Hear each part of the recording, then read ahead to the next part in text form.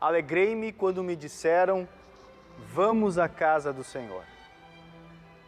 Sejam todos bem-vindos ao culto dentro do lar. A igreja está dentro do lar. Que Deus abençoe esse momento especial na vida do cristão. E hoje os cristãos no mundo todo celebram a transfiguração de Jesus. O momento em que Jesus revela de forma clara a sua glória divina. Que Deus abençoe esse momento. Iniciamos o culto cantando.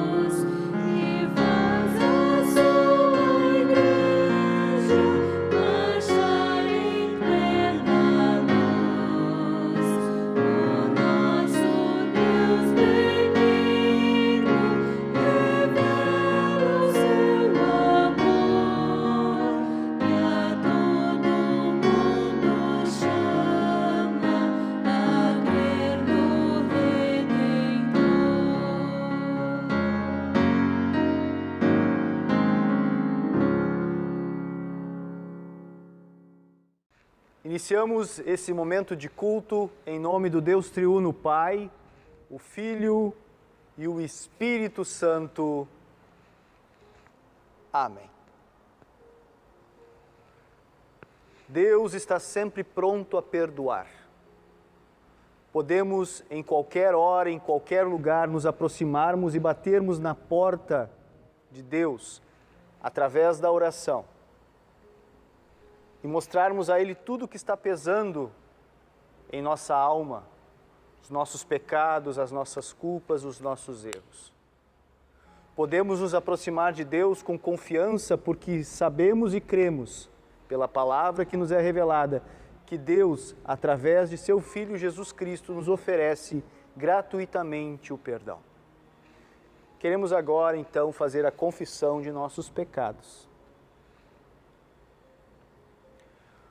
Bondoso e eterno Deus, nos aproximamos de Ti com coração sincero, com o auxílio do Teu Espírito, percebendo que não temos em nós perfeição, falhamos e erramos em pensamentos, palavras e atitudes contra o próximo e contra Ti.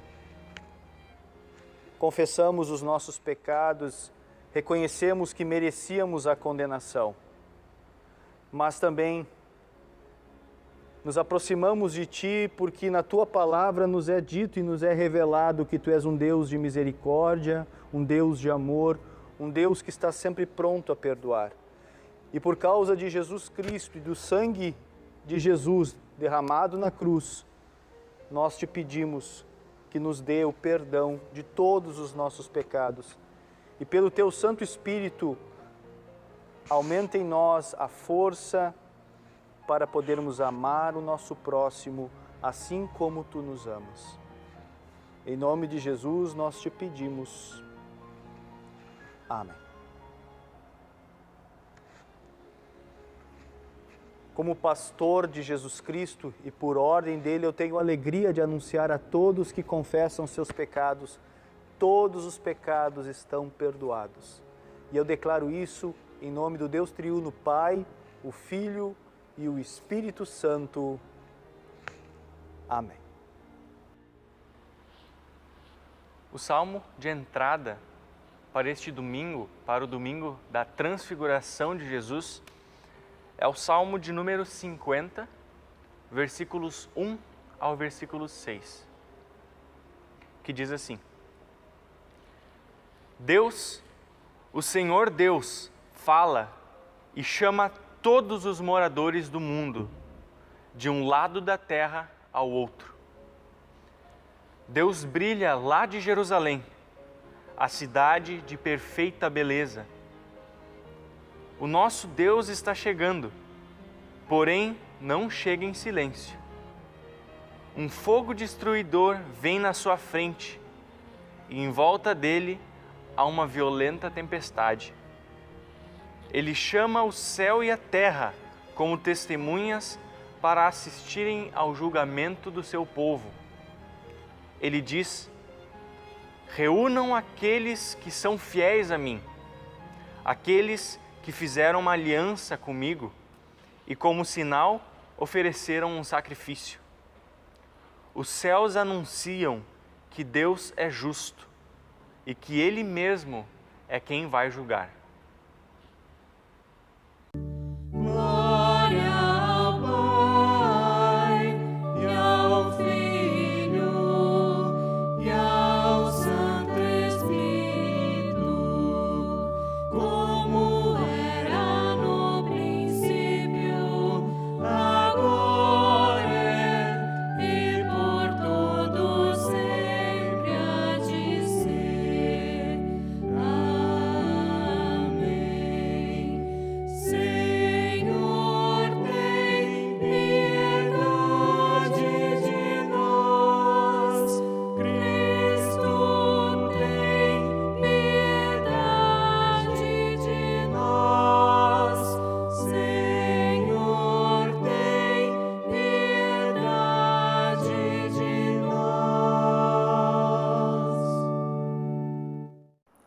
A leitura do Antigo Testamento nós encontramos em Êxodo, capítulo 34, versículos 29 ao versículo 35.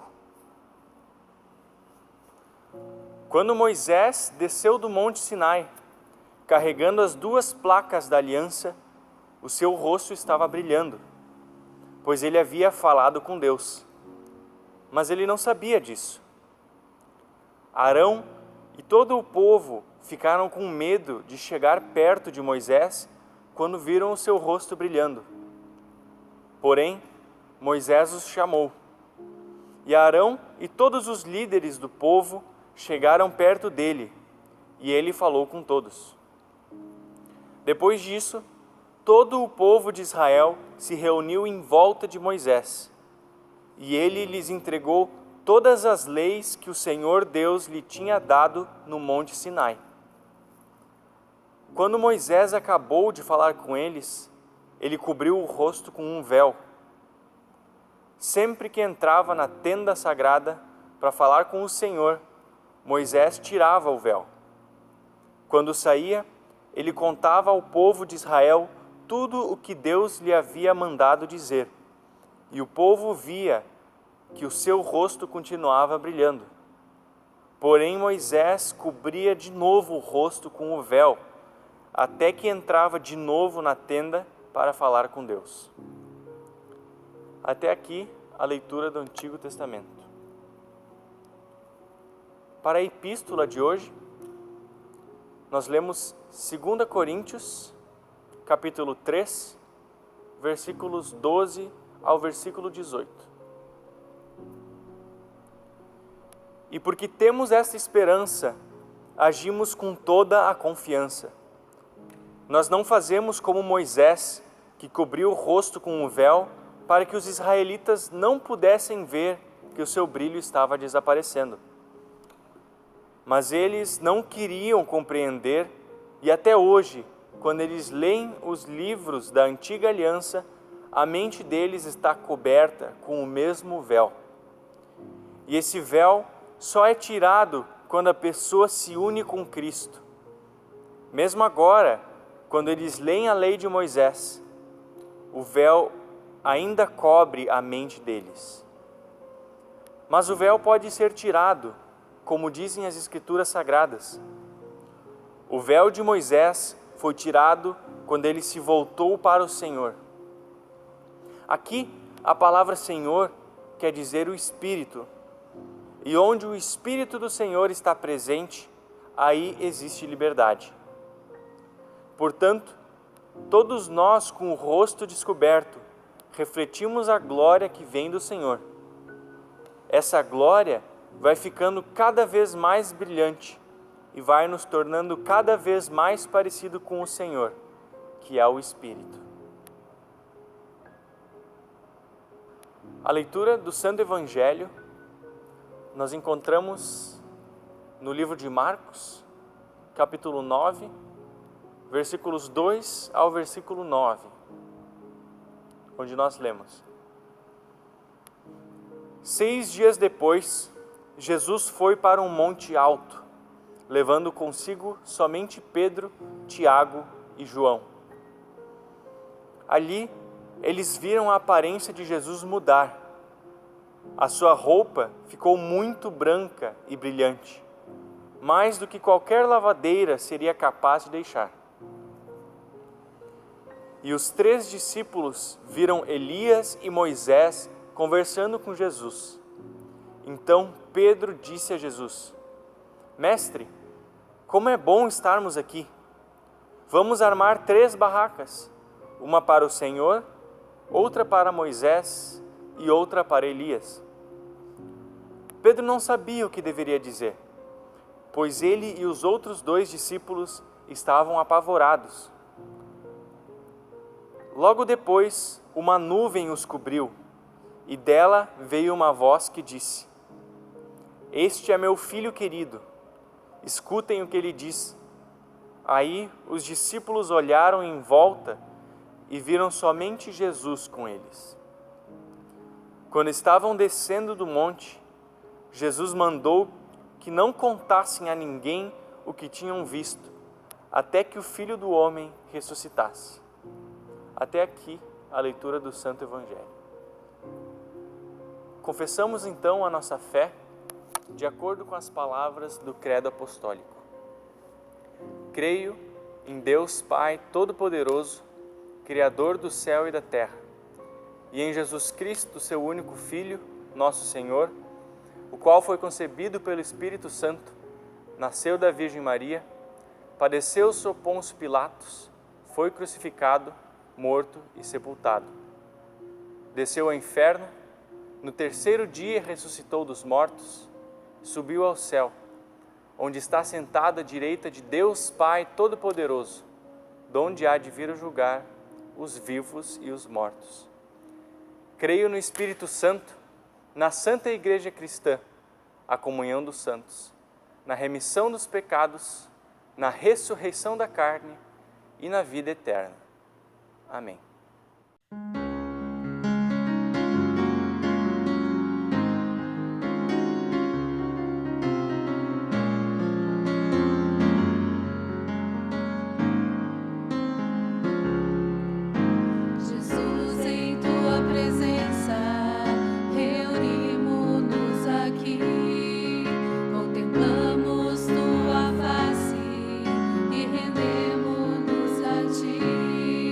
Pois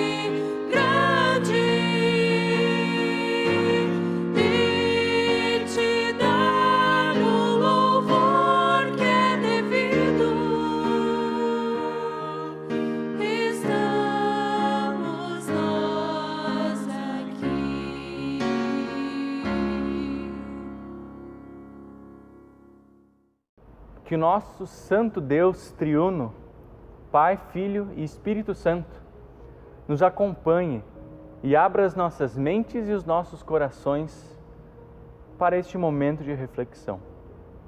Amém.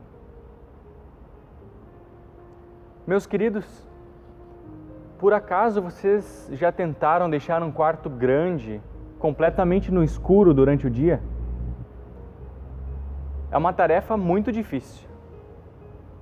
Primeiro você tenta fechar as cortinas, mas isso não adianta, a luz ainda passa pelas cortinas. Depois você tenta fechar com um blackout, mas ainda passam alguns fachos de luz.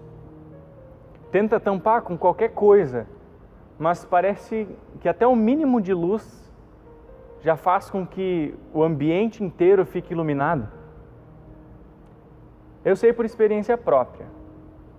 Alguns anos atrás nós tentamos fazer um programa de Natal aqui no Templo da São Paulo que precisava ser completamente escuro. Mas a mínima abertura já fazia com que a luz entrasse. E não importava o quão pequena era essa abertura e quão pequena era essa luz que entrava. Essa luz ela podia ser vista de qualquer lugar do templo. Nós hoje estamos vivendo o tempo da Epifania na igreja. Epifania é uma palavra um pouco estranha, a gente não está muito acostumado com ela. O que geralmente vem à nossa cabeça quando pensamos em Epifania? Bom, ter uma epifania geralmente está ligado com uma reflexão, aprender alguma coisa nova, entender algo que não era conhecido antes. A epifania de Jesus é um momento em que, depois dele ter andado por esse mundo, ele manifesta a sua glória como verdadeiro Deus. E o ponto alto da epifania é o momento da transfiguração, que nós comemoramos nesse domingo. É o momento em que Deus revela algo muito bonito. Jesus como verdadeiro homem e como verdadeiro Deus. É o momento em que Jesus se revelou para nós como o Filho de Deus, o Filho que antes, ao vir ao mundo, se esvaziou da sua glória, mas agora, com sua transfiguração, manifesta de maneira clara, mostrando quem Ele é. E por que isso é importante? Por que a epifania e a transfiguração são momentos importantes para a igreja? E por que nós, como igreja, comemoramos esses momentos? Bom, é porque é a partir desse momento que Deus revela que Ele mesmo veio a esse mundo. É a partir desse momento que nós, como cristãos, como igreja, reconhecemos que Ele mesmo pisou aqui, no mesmo chão que nós estamos pisando. Que Deus veio aqui e sentiu na pele tudo o que nós sentimos e muito mais do que nós sentimos. Essa notícia é uma notícia muito gostosa, porque ela nos mostra como o nosso Deus, Ele não é um Deus distante. Como nós fomos lembrados na semana passada, Deus é enorme e o seu conhecimento não pode ser medido. Quando Ele olha para os seres humanos, Ele nos vê como alguém que olha para pequenas formiguinhas. Mas quando nós temos esse conhecimento e essa esperança que nós encontramos na Epifania, nós vemos que, por mais que Deus é imenso, Deus é enorme e que o seu conhecimento não pode ser medido, Ele não é um Deus que é distante de nós. Porque Ele realmente veio aqui e pisou onde nós estamos pisando. e como nós fomos também lembrados na semana passada, ele veio aqui e se tornou uma dessas suas pequenas formiguinhas. Então, o texto de 2 Coríntios começa dizendo assim: e porque temos essa esperança, agimos com toda a confiança. A esperança que Paulo fala aqui é a esperança que nós temos na glória de Deus e de como essa glória de Deus não se apaga. E que mesmo Deus sendo o Todo-Poderoso, o Criador do céu e da terra, Ele não se importou em vir aqui e ser uma das suas formiguinhas. Bom, e tendo essa esperança de que a glória de Deus ela não se apaga, nós podemos então viver debaixo dessa glória. Nos versículos 17 e 18, Paulo fala: e onde o Espírito do Senhor está presente, aí existe liberdade. Portanto, todos nós, com o rosto descoberto, refletimos a glória que vem do Senhor. Essa glória vai ficando cada vez mais brilhante e vai nos tornando cada vez mais parecidos com o Senhor, que é o Espírito. Desse texto eu quero tirar duas pequenas reflexões. Primeiramente, nós temos aqui uma mensagem muito bonita a respeito de liberdade. Nós muitas vezes temos a ideia errada de que viver dentro da igreja é viver preso. Viver dentro de restrições, dentro de regras e leis que acabam nos limitando e limitando a nossa liberdade. Mas Paulo nos diz o contrário. Paulo nos diz que onde o Espírito de Deus está, existe liberdade. Tá bom, mas os mandamentos de Deus, os 10 mandamentos, eles não nos proíbem de fazer um monte de coisa? Bom, eu não vejo assim. Eu vejo os mandamentos de Deus muito mais como conselhos amorosos que Deus nos dá e conselhos que vêm de alguém que realmente entende como a vida funciona. Até porque, afinal, foi Ele que criou a vida. Por exemplo, vamos pegar o primeiro mandamento. Eu sou o Senhor teu Deus, não terás outros deuses diante de mim. À primeira vista, nós vemos aqui uma proibição. Não terás outros deuses diante de mim. Mas eu pergunto, o que é um Deus? Um Deus é aquele em quem nós colocamos a nossa confiança, nós colocamos as nossas forças e nós nos apoiamos. E o que acontece se nós apoiarmos todas as nossas forças e as nossas esperanças em alguma coisa passageira, alguma coisa desse mundo? Seja uma pessoa, seja um objeto, seja dinheiro, um emprego. Essas coisas do mundo, como eu disse, são passageiras e elas vão, mais cedo ou mais tarde, falhar conosco e vão faltar conosco.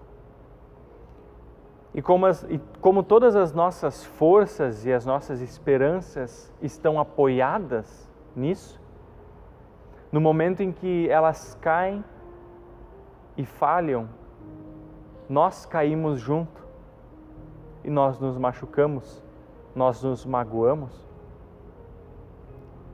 Esse tipo de reflexão nós conseguimos fazer com cada um dos mandamentos. E por isso eu não vejo eles como ordenanças que Deus faz, sabendo que nós não vamos conseguir cumprir porque Ele não quer que a gente seja salvo, mas não é isso. Eu vejo os mandamentos como conselhos amorosos que vêm de Deus. Então nós vivemos nessa liberdade maravilhosa que Deus nos dá, na certeza de que os conselhos de Deus são sempre certos e sempre nos movem para o caminho que é correto e para o caminho que é seguro. E essa liberdade, ela na verdade vai muito além de nós podemos fazer o que nós quisermos. O texto de João 8, versículos 34 a 36, ele diz assim: Jesus disse a eles: Eu afirmo a vocês que isto é verdade. Quem peca é escravo do pecado. O escravo não fica sempre com a família, mas o filho sempre faz parte da família. E se o filho os libertar, vocês serão de fato livres. Essa liberdade que Deus nos dá é uma liberdade que nós não conseguimos encontrar em nenhum outro lugar. É uma liberdade que o mundo não nos dá. É uma liberdade que nós só encontramos nele. É a liberdade que ele nos dá da escravidão do pecado. A segunda reflexão que eu faço desse texto é a seguinte. Paulo diz assim: Portanto, todos nós com o rosto descoberto, refletimos a glória que vem do Senhor. E essa glória vai ficando cada vez mais brilhante e vai nos tornando cada vez mais parecidos com o Senhor, que é o Espírito. Vocês já alguma vez apontaram uma lanterna ou uma lâmpada para um espelho? Vocês sabem o que acontece? Esse espelho ele acaba refletindo a luz da lanterna ou da lâmpada, quase como se fosse uma segunda lanterna. Vamos então pensar nessa luz, nesse facho de luz, como um ponto fixo, que não se move. E no espelho, como um ponto que ele é facilmente movido de um lado para o outro. Se nós movemos o espelho e tiramos ele da frente do foco de luz, o espelho ele acaba não refletindo mais essa luz. Não importa quão forte é a luz, o espelho, se ele está de costas para essa fonte de luz, ele não a reflete. Da mesma forma, um espelho que está sujo ou um espelho que está quebrado, deformado, ele reflete essa luz de maneira desigual. Ele não reflete essa luz em sua melhor forma. O texto do Antigo Testamento, ele diz que Moisés desceu do monte com a sua face brilhando. E Moisés, como todos nós, é um ser humano. E nós podemos ser considerados espelhos sujos, que não conseguem refletir inteiramente a glória de Deus, a luz da glória de Deus. E se Moisés, que é um espelho sujo, que reflete somente uma pequena parte da glória de Deus, ficou com a sua face iluminada, ficou com a sua face bela, imaginem como não ficou a face de Cristo na sua transfiguração. Imaginem quão bela não ficou a face de Cristo. Ele, que é a própria manifestação da glória de Deus. Ele, que é a própria fonte da luz. Ele que é o próprio Deus. Mas como eu disse, nós humanos somos espelhos sujos que não refletem completamente a glória de Deus. No versículo 13 do texto de 2 Coríntios, Paulo fala: Nós não fazemos como Moisés, que cobriu o rosto com um véu, para que os israelitas não pudessem ver que o seu brilho estava desaparecendo. O brilho da face de Moisés estava desaparecendo, porque ele se afastava da fonte da luz.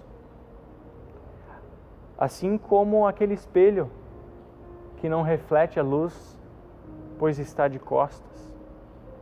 E da mesma forma, quantas vezes nós, como espelhos, não esquecemos de nos voltar para a fonte de luz? Quantas vezes nós não deixamos de refletir a luz da glória de Deus para aquelas pessoas que vivem no escuro?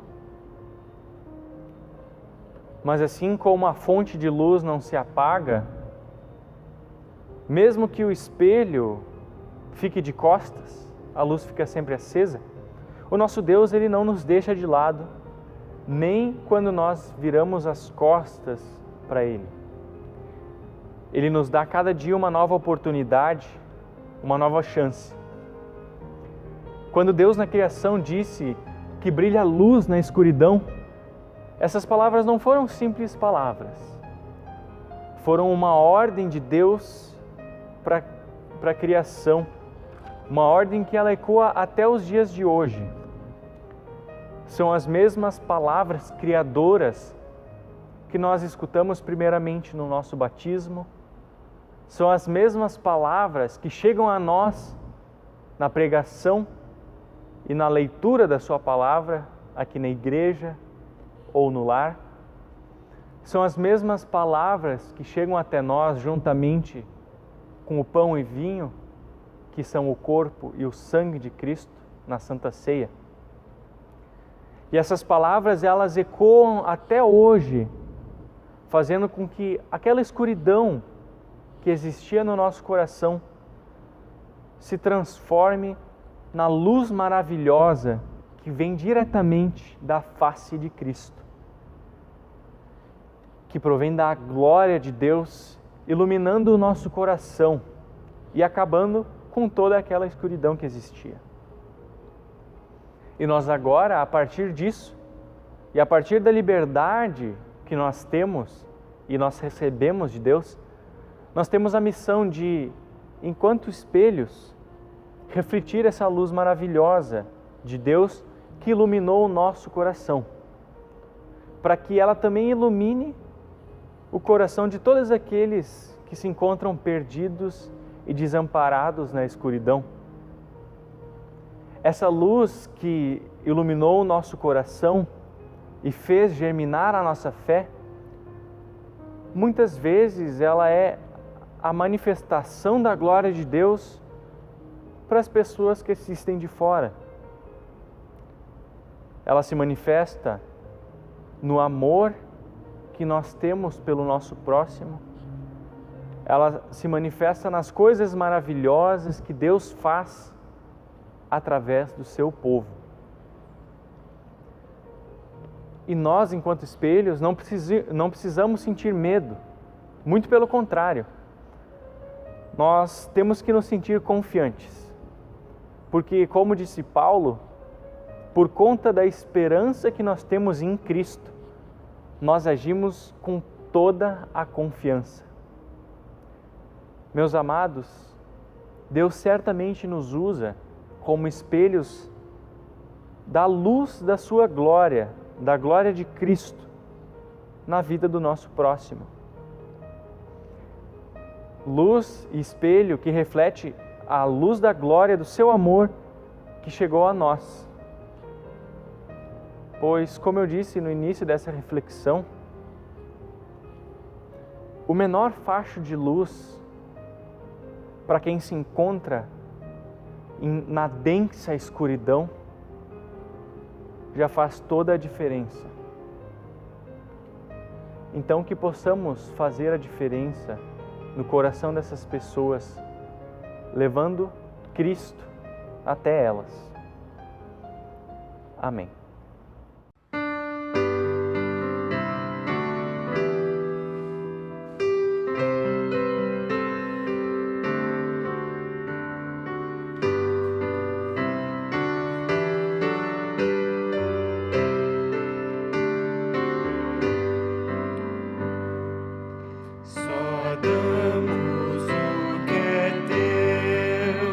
Seja este dom qual for.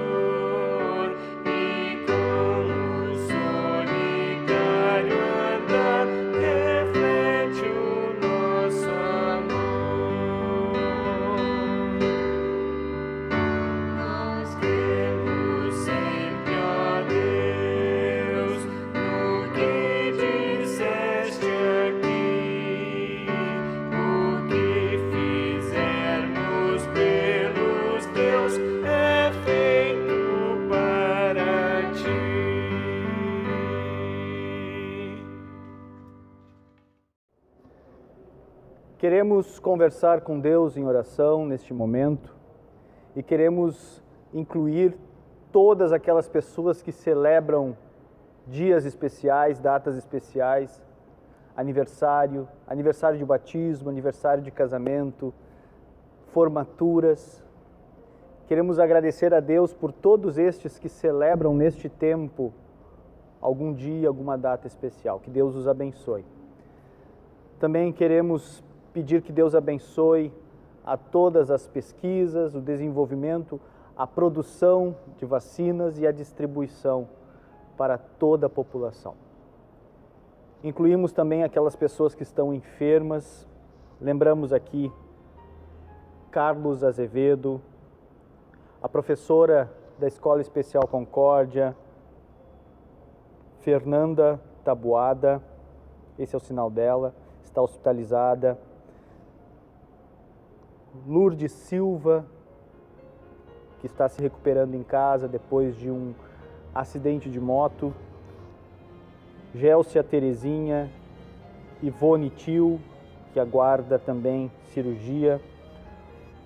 Olga Bergman e seu esposo, seu Vilfredo, que voltaram para a cidade de Canguçu.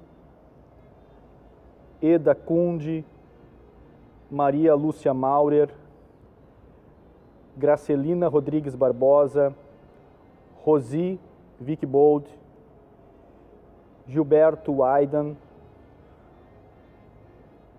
Cláudio Kupka, pastor da Igreja Luterana da IECLB, que também está com Covid, hospitalizado. Também Edgar Rudi Miller, Artus Gell, que aguarda também cirurgia para março. Também o irmão de nossa querida membro aqui, Aclair Torniquist, que também está com Covid. E todos aqueles que lembramos agora neste momento de oração, pedindo a Deus que possa protegê-los e através da ciência, da medicina ou também de forma direta, Deus possa curá-los. Assim como estamos, conversamos com Deus em oração. Senhor Deus, graças te damos pela tua misericórdia e porque a tua glória resplandeceu no rosto de Jesus Cristo, naquele monte da transfiguração, e também a tua glória resplandeceu na cruz do Calvário, a glória do teu amor pela humanidade. Graças te damos, Senhor, porque o teu amor chegou até os nossos corações, a tua palavra que é proclamada pelo mundo. Graças te damos porque nesta palavra podemos encontrar consolo, paz e a certeza do perdão e da salvação, a certeza da tua companhia. Pedimos que abençoe a todos que celebram mais um ano de vida ou datas especiais. A todos que celebram estas datas, agradecemos e pedimos que continues abençoando.